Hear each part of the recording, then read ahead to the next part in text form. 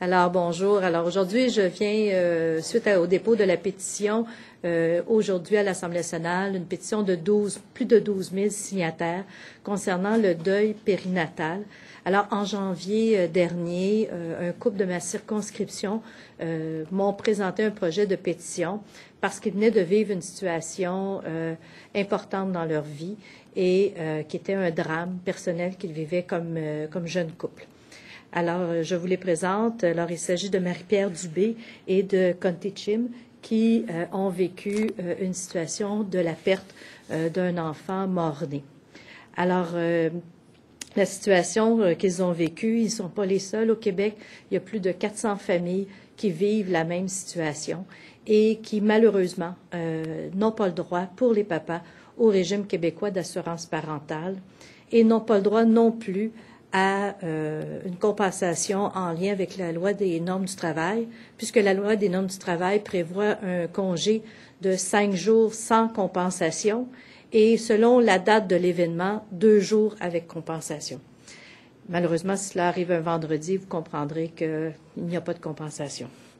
Alors, le deuil périnatal ou la morti-naissance se passe après la 20e semaine de grossesse et malheureusement plonge les couples dans la douleur.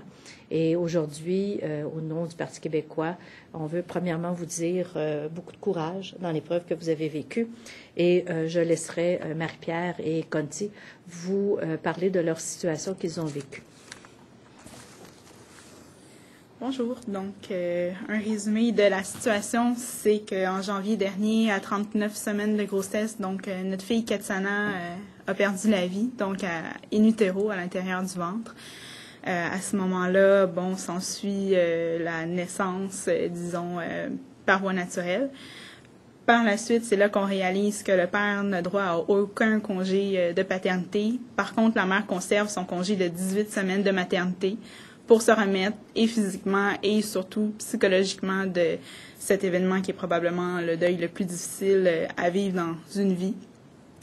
Donc, nous concevons que cette situation est totalement absurde, injuste, inéquitable, parce que le père est impliqué dès le début de la grossesse, tout comme la mère.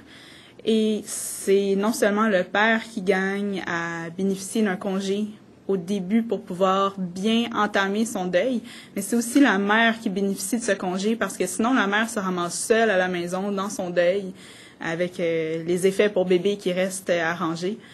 Et c'est aussi bénéfique pour le couple, donc pour pas que le couple ne s'effrite, disons.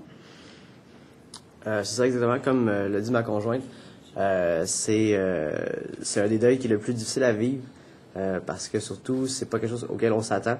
On passe de la plus belle journée de notre vie à la pire en quelques heures lorsqu'on l'apprend.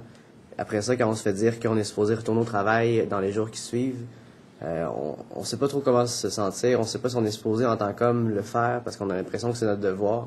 Mais ce qui arrive souvent quand les hommes prennent cette responsabilité-là puis se donnent ce semblant-là de bien-être puis qu'ils retournent au travail, ils fuient leur deuil.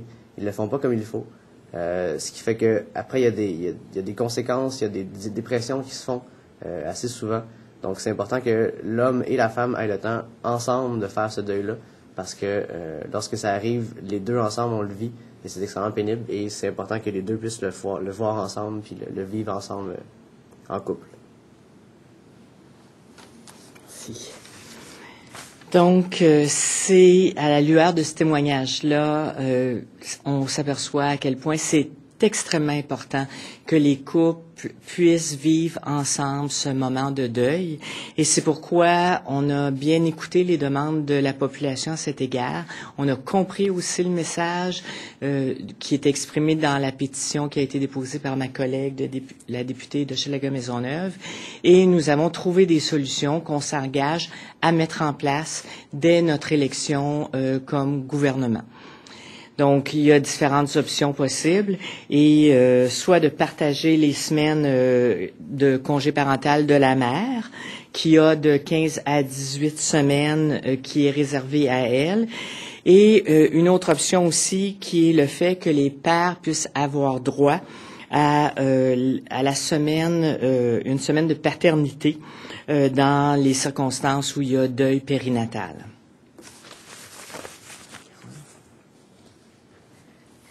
Alors, cette pétition a aussi été appuyée par plusieurs groupes, par le groupe de regroupement pour la valorisation de la paternité, par d'éminents chercheurs comme Francine Montminy, qui reconnaissent les impacts du deuil périnatal, et aussi 2 députés, entre autres le député de Rivière-du-Loup, de la partie gouvernementale, qui a démontré et qui a pris l'engagement de faire des représentations auprès de sa collègue, la ministre Boulet, ainsi que du député de Chute de la Chaudière qui s'est engagé à signer la pétition.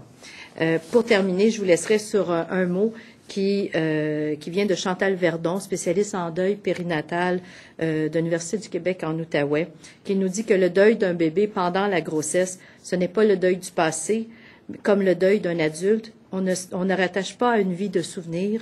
C'est le deuil de l'avenir, le deuil du futur et des projets prévus. Avec l'enfant à naître, c'est un deuil d'une extrême intensité.